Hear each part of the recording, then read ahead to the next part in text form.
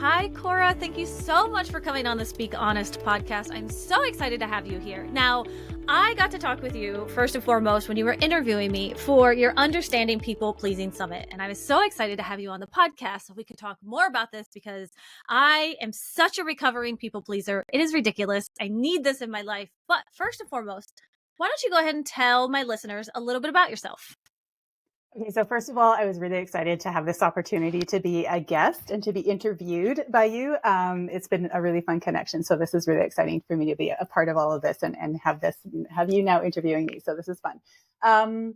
So where do I want to start? So I will say that, like everyone, there's usually one area in your life that's kind of more of a struggle than other areas. And for me, it's always been my romantic relationships. So for some people, it's maybe money stuff, weight stuff, parenting. Like there's like, for me, it's the romantic relationships. And, so I've been divorced since 2011 and then jumped really quickly into another relationship that ended up being a 5-year common law relationship. And then that ended, kind of in a train wreck, actually. And so it was at that point of like,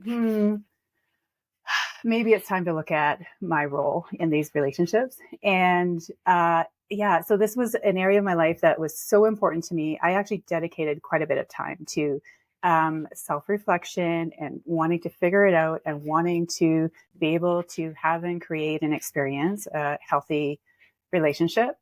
And so despite reading lots of books and doing different online courses and all these things, I ended up still in several other relationships that still quote unquote failed. And it didn't make sense to me. I didn't feel like I was one of those people that was recreating the same pattern over and over again. Like every man I entered into relationship with was completely different from any of the other men I had been in relationship with. And some of the dynamics they felt like they were completely different. It felt like I was learning different lessons over and over, but it was still not working out. And it was quite a painful place to be. It's like, well, why? What's happening? Like I didn't understand. And none of the healing work that I had done was, didn't seem to be making a difference. And, so lots of shame around all of that and just frustration. And it's like, oh, now my kids have seen me fail at relationship and they don't know what a healthy relationship is. Like all of these pieces over and over again. And so what made the difference for me was, or some big aha moments in this little journey around relationship was I was in therapy and relating all of this to my therapist. And she's like, well, your fawning response is choosing all your partners for you. And I was like, wait, what? Can you say that again? Because I think that's so powerful. Like I heard you say your fawning response is choosing all of your partners for you. Is that right? Oof. So yeah. Ouch, so it's good stuff. Exactly. Yeah. Well, and as much as I thought I was being conscious about making choices, that there was this other thing running in my system that was actually running the show. And that what it was a trauma response. So then I had to what is the fawning response and learning all about that. So that's basically super extreme people pleasing, right? Like it's basically you're sensing potentially that this person that you're in a relationship with poses some kind of a threat or a danger. But it's actually safer to be liked by this dangerous entity, and to be on their good side and to be as close to them as possible. It's much safer than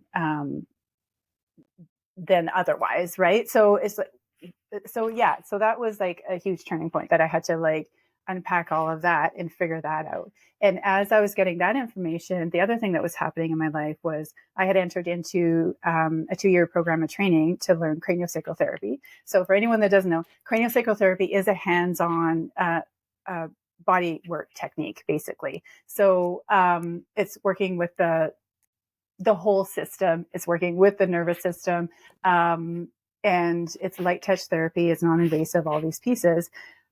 And a huge part of that therapy is the safety that's established between the practitioner and the body that's on the table. So there's this understanding that healing happens when there's safety. And so the practitioner is grounded and secure and really established in the boundaries of their own system and aware of what their system is doing, like in terms of responses and reactions. And it's so boundaried that and there's no intention to manipulate the body on the table. So that creates the safe space. And as I was thinking about or considering my ability to be a practitioner and create safe space for another body, so I guess I should backtrack. The most recent relationship, right before I took that training, I ended up dating this man that as we were dating, I knew it wasn't a fit, so I ended the relationship. He then started stalking me. And no. Oh, goodness. Yeah. So I don't know if we need to say like trigger warning or whatever. So no physical danger was done, but a lot of emotional danger in that though, isn't there? Totally. Yeah. Like just like boundary violation after boundary violation of like having to block numbers, and then he would find a different number to reach me, or blocking the email, and him driving by my house all the time, driving by my workplace all the time, all of these pieces. And there was one day where he did come knocking on my door, after he was blocked in all the different ways. And I ended up far away from my home, hiding in a closet, hearing him outside, calling my name, knocking on my door, and not sure if he was actually going to come in or not, and knowing that he could, if he wanted to, get into my house. So yeah. What was that like for you in that moment? Sorry, can I, is it okay to interrupt? Because I just want to dig into that, because that's such a big thing that you went through. And I think it's powerful of watching where you've come on the other side. So what was that like for you in the moment? I was, hiding in the closet, and it was like time stood still, because I totally, completely felt powerless. My mind kind of went through these little, like, can I get out of the house? Can I get to my phone? And like, nope, none of these things. He's a big man. It doesn't matter. Women in general are not as strong as men, even if you're the same size, even if the man's a little bit smaller than you, he probably has more strength in his hands, all of these things. But, I felt like, in my mind, the story I told myself around that incident was that was the first time in my entire life, and I was 48 at the time, that I felt unsafe in the world. And I do want to bring that back to people pleasing later. But it was, hiding in the closet, unable to breathe. My heart's in my throat. I feel like vomiting, just time stood still, waiting to hear, I was hyper tuned to any sound, and just not sure what I would do if he actually entered the house. He ended up not entering the house. I called the police, and they charged him with harassing communications. And so what I didn't know was that he had done this to another woman in the community before. We were in a pretty small town, but so this was his pattern. This was his crazy came out. So then, so what happened with that was that basically the same conditions as a restraining order. So he was, there were legal charges in place that he couldn't contact me or come within a certain distance of me, and all these things. So that did create some safety, except we were in a small town, and I still saw his vehicle driving around all the time. I ended up leaving that small town so that I could feel safe shopping at Walmart again, Again, good for you. I'm seeing how you yourself are breaking some of these people pleasing, this fawning response by not thinking, I just have to stay in town, I have to be okay. But that somatic response inside of your body every time you saw that car, I can only imagine. My body right now is on edge for you. So in the moment. So continue, please. But absolutely. We are. Oh, you know what, Duncan? I'll just edit that part out. Actually, I was going to try to fill the. Silence, and I was like, you know what? I lost it. So let's just start. Yeah. So please continue. I got the tickle in my throat and started coughing, so I did mute myself. And I'm not now. I don't trust my voice, but excuse me. Okay. So I'm now in training for craniosacral therapy. And my concern was, can I create safety for somebody because I felt like that trauma wasn't fully healed in my system of that experience with the stalker. And I didn't know if I could create safety for another person if my system still felt unsafe. And I'm going to go get some water. Yeah. Perfectly sorry. fine. Take your time. Okay. So, and I also will say it's interesting to me that this is coming up because sometimes in sessions, like in craniosacral sessions, coughing will happen. And it's often like related to a vagus nerve response. And vagus nerve is all about nervous I was system actually stuff. literally thinking the same thing. I was thinking like, oh no, this makes a lot of sense that you're having this come up Totally. right now. Like with the work that I do, I was like, yeah, that tracks. So Right? yeah. So keep cool. going. But yeah. Okay. Okay. We'll try to keep going and hopefully, anyways. And oh my gosh. So as I started experiencing felt senses of safety in my system, and I started to, get the felt sense of sort of more subtle sensations of safety, I began to understand that actually the story that I had, that there was that one incident that made me feel unsafe in the world, was not true. That I actually have been feeling unsafe in the world for 50, like I'm now 50. So at the time, 48 years, not just that one incident when I was 48. And so that's what made me understand that I've been a people pleaser my whole life. And that so as a young girl, I was quiet and shy, like these little labels get applied, right? I was a good girl. I was a star student. I was then later like a star employee. I was liked by everybody, but didn't have a lot of close friends. Like all these little pieces, definitely perfectionist, definitely had social anxiety my whole life, like all these things. I thought I was introverted, but I would say now that I was just, pardon me. It's okay.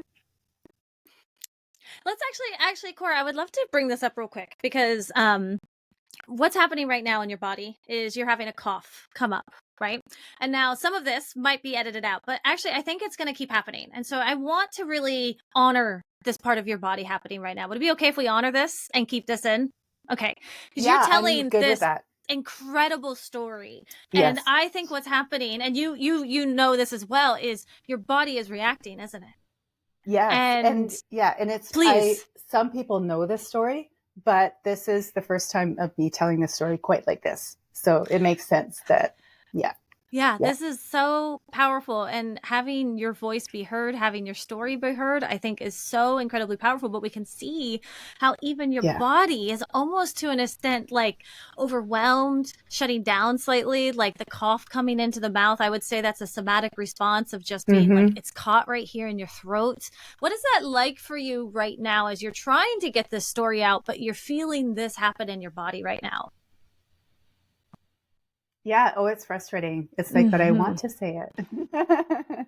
So even now your body's and I want it to be, and I want it to be clear.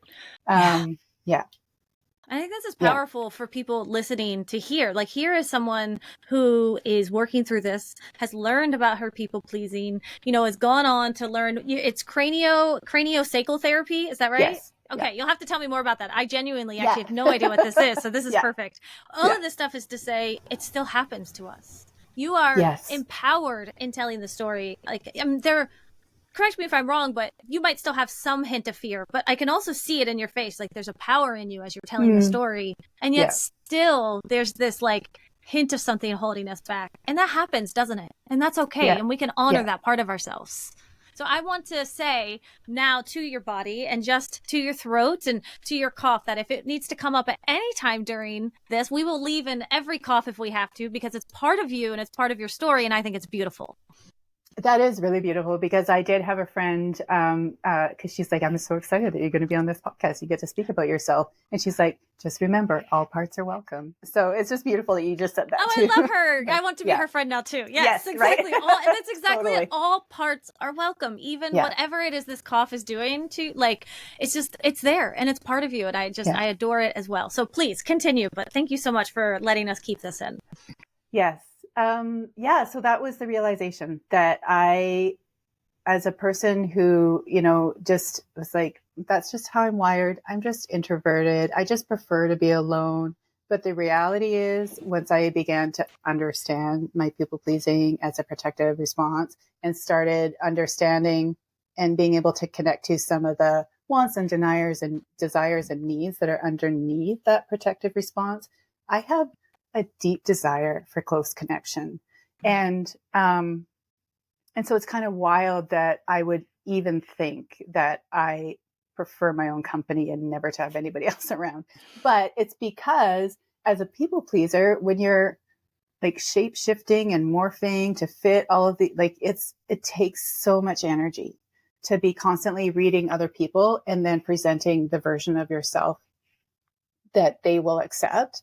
It takes so much energy that of course it feels better to be alone where you don't have to use that much energy.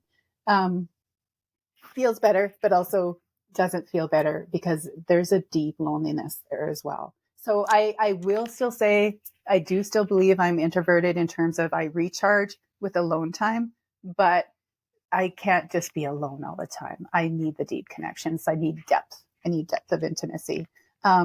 And it sounds like now you're able to get that a little bit more because and I'm sure, you're not perfect at it yet. None of us are, right? But you're going into these social situations. And like you said, you're feeling what all these people are feeling. You're sensing them. I would call this as well in my world, this perception sensitivity that we have, where what are they thinking of me right now? What's happening? I'm going to move my head slightly this way. Did I accidentally turn away from someone? And it is like a superpower, isn't it? It's like you can walk into a room and you're just like hypervigilance like everywhere. But you're right, it drains us, doesn't it? Now, to someone out there listening right now and they're like, holy shit, this happens to me. I didn't know that this was people pleasing. Like, what would you say to them in terms of how can they start to work through this?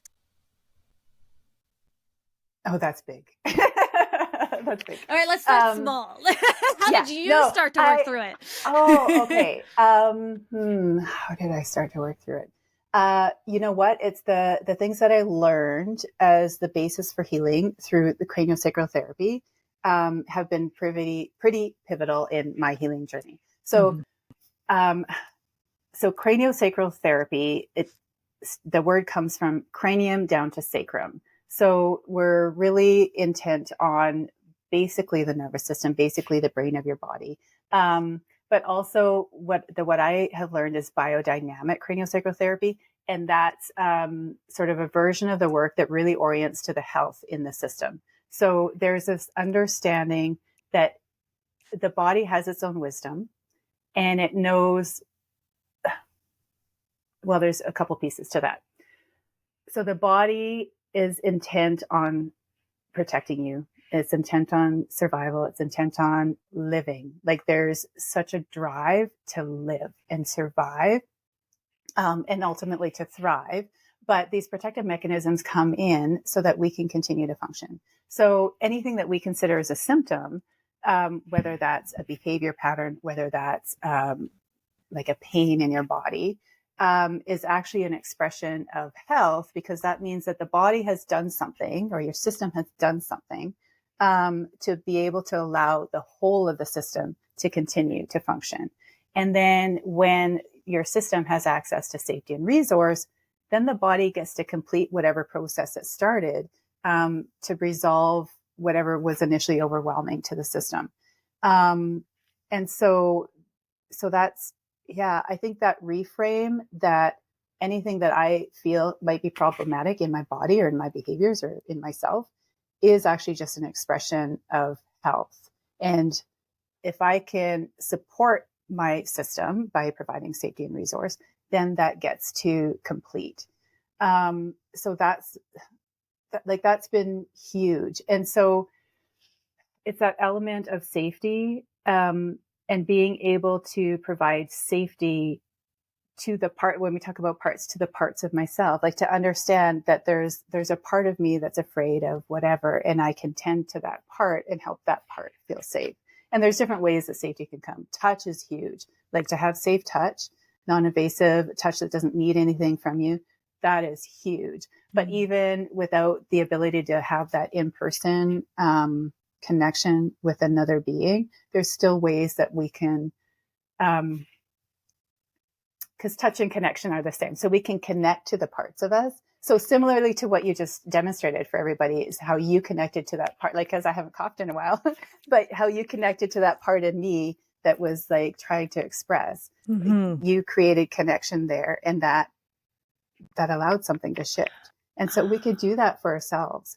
So that, like, when you talk about where do you start for healing, like, I think creating a bit of a shift around, because there's so much messaging out there around, just like, don't continue to play small, be authentic, show up as your whole self, like, use your voice, like, set the boundaries, do all the, like, I wish I would love that. There's a part of me that wants that, but that's how? obvious. Like, so, we could, if I could do that, I would be doing it. Yeah, and exactly. so there's a lot of shame and judgment, and then people see people pleasing as a character flaw. Well, no, this is how your system protected you and kept you safe from a perceived danger. And so there's a lot of grace around that, and actually even space for gratitude around that.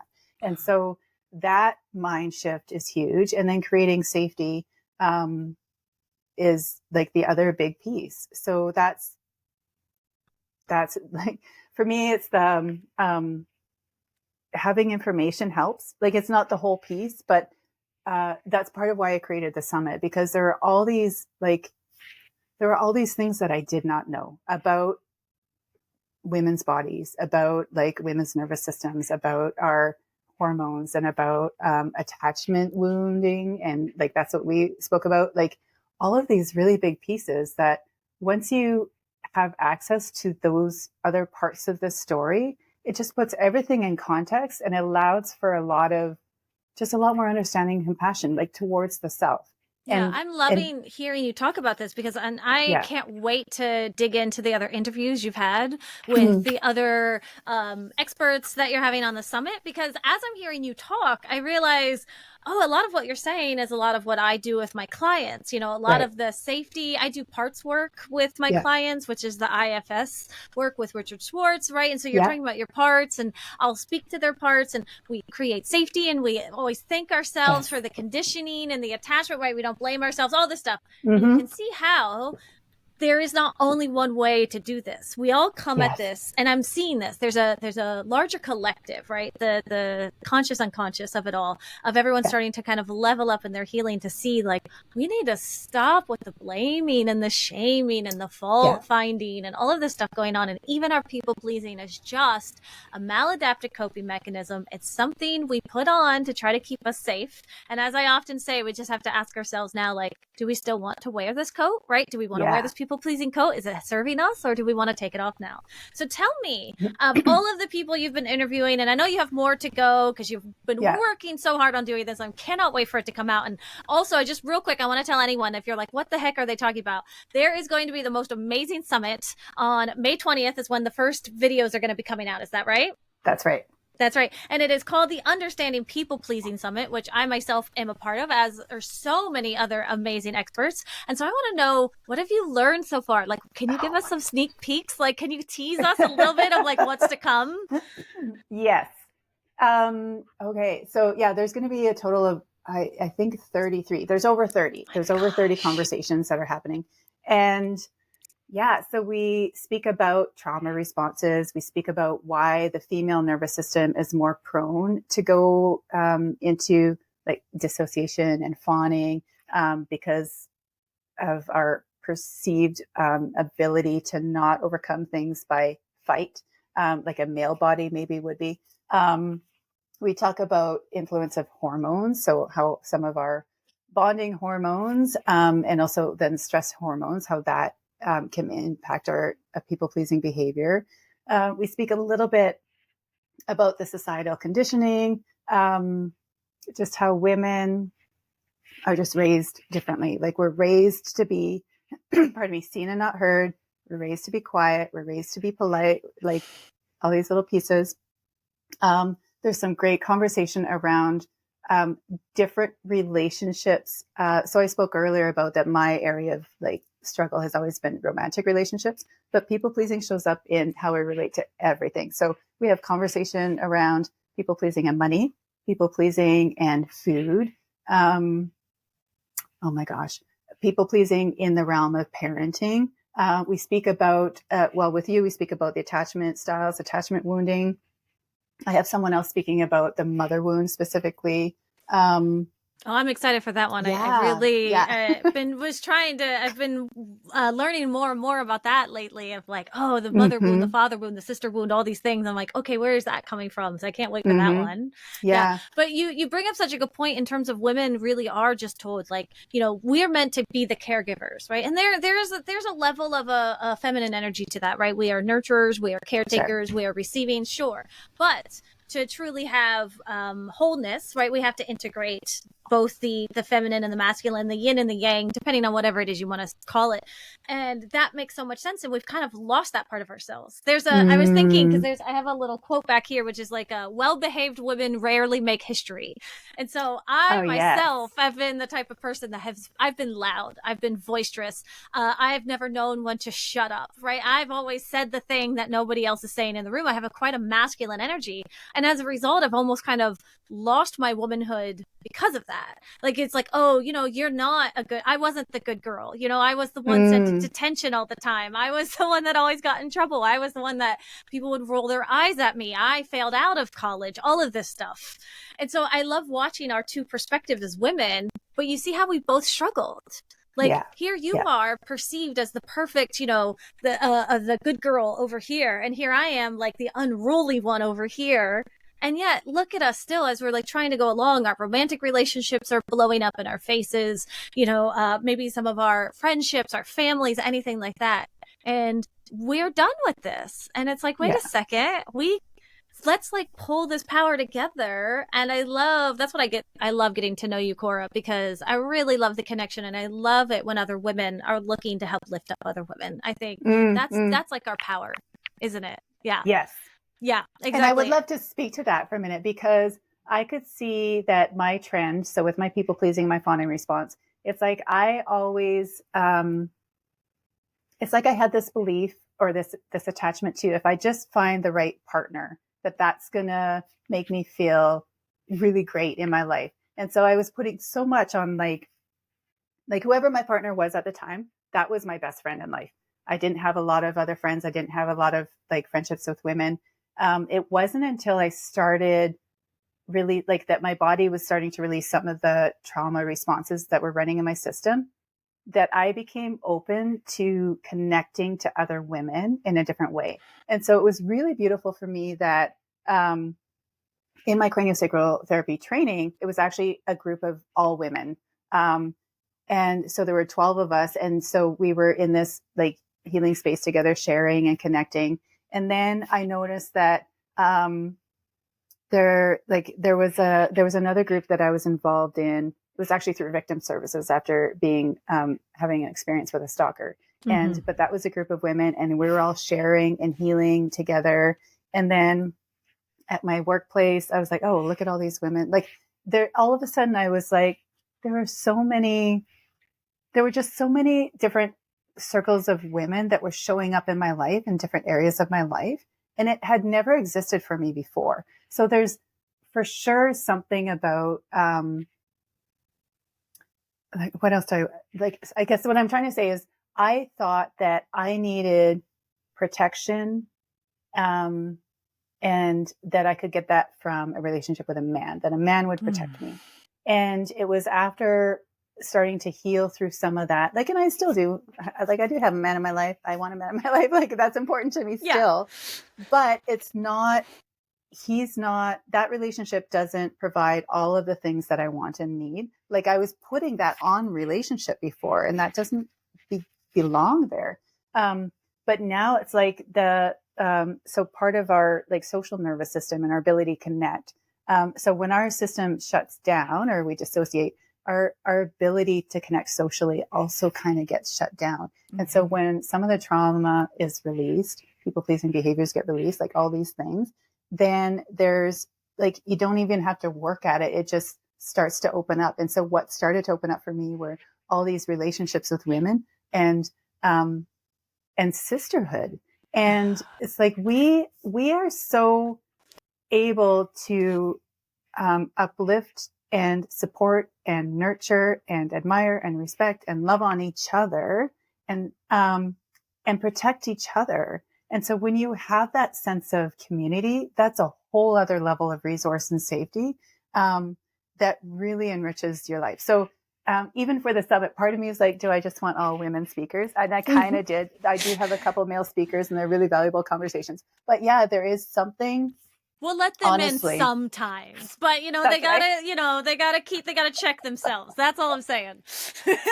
But it's just like that for me, I would say is probably, like, even though for sure in my mind, I'm like, if I can heal this people pleasing thing and just have a healthy relationship with a man, that's the go all end all be all. That's what I want in my life.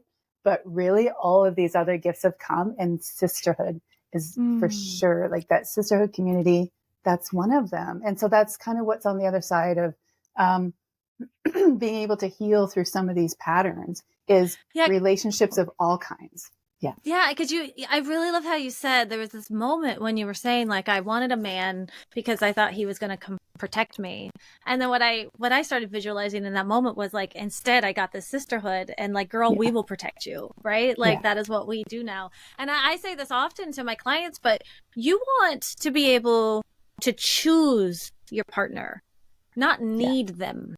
Of course. Yes. Of course. And right there is like what you basically said, which was, now you have this beautiful partner, but you don't need him. You don't need him to protect you. You don't need him to fulfill your needs. You don't need him for the closeness. You choose him every day because you want him in your life. Yeah. But now, because you have all these other rich relationships going on, he gets to just be one of them in your big juicy life. And that is all I could ever ask my clients to get to. So like, thank you for just sharing how you got there on your own, through your own way of doing this, and through healing yourself. And like all of us, right? We're still a work in progress. And so we're going to hit those bumps in the road, and we're going to keep going. But I just want to say thank you so much for coming on the podcast, Cora, and for sharing about so vulnerably and so open about your experience. I can already think of just a few women that I know are listening that I really hope they listen to this one. I think it's going to be really, really powerful to them. And they're just going to like get chills all over their body and be like, oh my God, how did she do this? How did it heal? But let me know, how can people find you if they just want to get to know you more, or if they just want to come join the summit, any of that? Just tell us, promote yourself, girl. Let's go. Okay, well, the link for the summit is going to be in the show notes, as you said. Yes, we're going to put that right in the show notes. So anyone who wants to come to the summit, May 20th, you're just going to come. It's going to be there. Remind me, Cora, does it cost anything to join? Do we know free. that? So it is a free summit. Yay. Yes. Yeah. Look at that, ladies. What a gift. So there's going to be 2 or 3 videos each day over 14 days. And they will be accessible for the 24-hour period for free. Yeah. That is, just honestly, what a gift to women, especially for people pleasing. Like, this is just a no-brainer. You got to go to the link. You got to sign up right now. You got to see all of these experts, listen to all of them. And Cora's going to be there with each and every one of them, interviewing them and walking them along. So if you've enjoyed listening to her as much as I have right now, like, you are going to love listening to her be able to walk through people. And I myself, right, we have an interview. So I'll let people know when that one comes up. How else can people find you? Yeah, probably the best place to follow me is on Instagram. I try to be really like boundaried around social media, but the one place that I am on is Instagram. So it's at Cranio with Cora. Perfect. Go follow Cora on there. And I would love to have you back on to really dive deep into the craniosacral therapy, because I feel like we just scratched the surface on that. I have so many questions. I want to know, like, what do you do? Like, I heard you say you could do it in person, but also online. And so now my brain is like kind of going a mile a minute. Like, what is this new modality that I could get into? My geeky brain always. But again, I love it.